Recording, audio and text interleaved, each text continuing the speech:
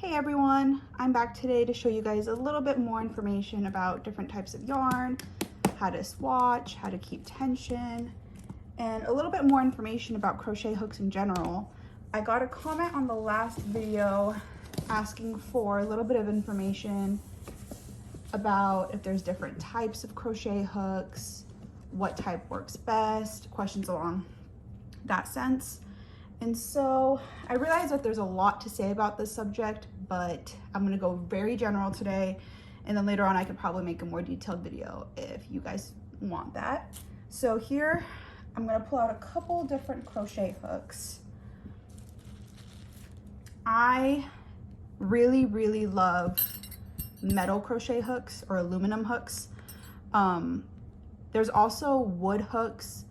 I don't find them to be as easy to work with. They're usually a little bit more expensive. And the big bonus of using a wood hook is that it grips the yarn a little bit better. But I find that that makes it a little bit harder to use comfortably for me. So my favorite are aluminum hooks. There's ones with and without grips. You can see this one's kind of worn because I use it all the time. And there's two main brands that are very easily accessible. So there's Susan Bates, and then I think it's this one. Nope, this is a Susan Bates as well. And this is Boy. Those are the two most common ones.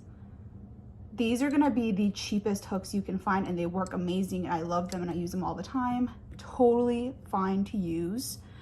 The main difference between Susan Bates and the Boy hooks are the tips. I don't know if you'll be able to see that too clearly, but Susan Bates has a very pointy tip, and this is what you use to actually pierce through each stitch.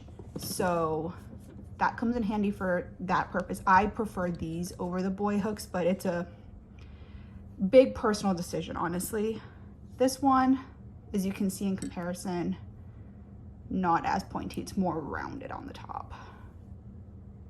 So there's that. But yes, to answer the question in the comments, you can definitely purchase any hook you want, any price point, totally fine. Okay, so now to kind of go over how to hold the yarn and keep tension. Today I'm going to be using a red yarn. I thought it might be a little bit easier to see, and I kind of picked out a backdrop that's a little bit more colorful and kind of showcases something I'm working on, so you can see what crochet can look like. But again, I love this yarn, one of my favorites, just in a different color. Same thing as last time, 5.5 millimeter crochet hook, worsted weight yarn. So I'll go ahead and make a slip knot like last time, and we'll grab the 5.5 hook again, just like last time.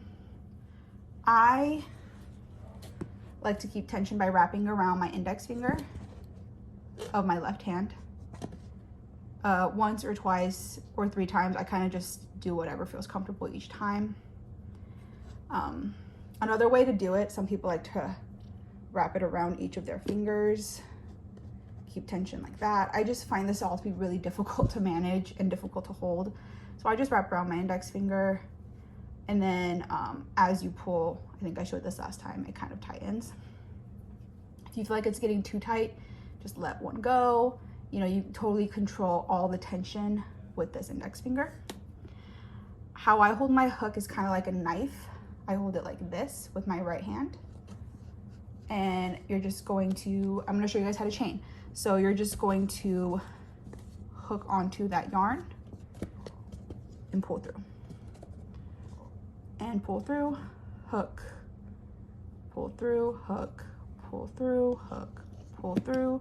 As it gets longer, you can kind of move your left hand up so that you have a little bit more grip on it. As you can see, look, it's getting tight now. So I'll just release one and continue working. And then let's say it's getting really tight and you need to readjust. You just keep your hand here. You can go ahead and you can pull some more yarn out, readjust your tension, and keep going. Now for a beginner, it would be nice to just do this for a little bit, get used to this. What you want it to look like is you want every single little stitch, every chain to be even. And it's kind of hard to do. And even me, who has been doing this for years now, sometimes it doesn't work out very well. But that is what you want to practice for, is a nice even chain. And this will be the beginning step to any crochet project. So once you get this down, you'll be able to start any project you want. And that's that. In the next few episodes, I'm going to be going over in a little bit more detail some very, very basic crochet stitches that you can do right off of this chain. And you can use this chain to practice all these different stitches, and then you'll easily be able to work into one of a more beginner crochet pattern and start making things in no time. So there's that, and I'll see you guys in the next one. Thanks.